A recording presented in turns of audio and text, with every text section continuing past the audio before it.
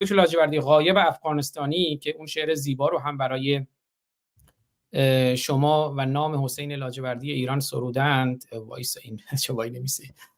بله، یه شعری همین چند ساعت پیش، 2-3 ساعت پیش برای من فرستادن که من حیفم میاد برنامه رو با اون شعر پایان ندهم.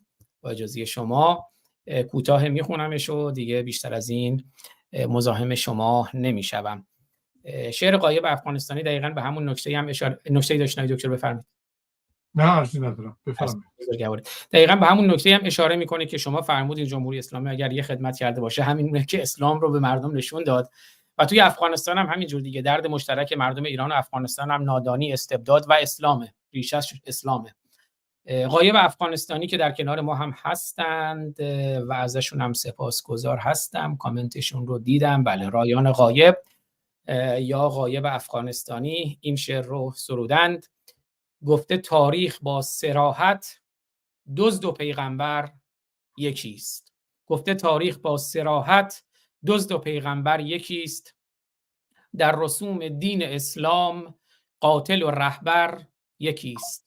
سالها در پای منبر گوش دادم شیخ را، گفتمانش پر جفنگ و وعظ با عرعر یکیست.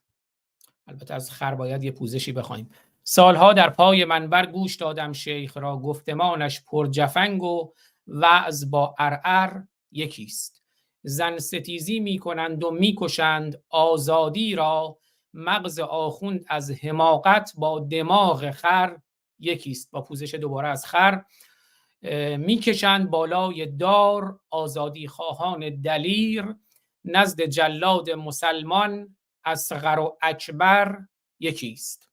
شهوت پیغمبری با دخترش بوی بهشت، در کدامین ملک دنیا دختر و همسر یکیست. هموطن آزاده باش، اشغالگر را کن فنا، در نگاه پر شرافت میهن و مادر یکیست. دست کش از مهر و تسبیح با خرد رفتار کن، حمد الله کردنت با خاک غم بر سر یکیست. میچکد از خامه ام خون، کشته ام اسلام را، در نبرد بی سلاحم واژه و خنجر یکیست.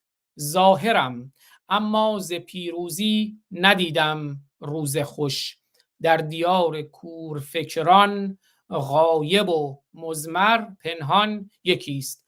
ظاهرم اما ز پیروزی ندیدم روز خوش، در دیار کورفکران غایب و مضمر یکیست. درود بر غایب افغانستانی. سخن پایانی اگر هست بفرمایید آقای دکتر لاجوردی گرامی.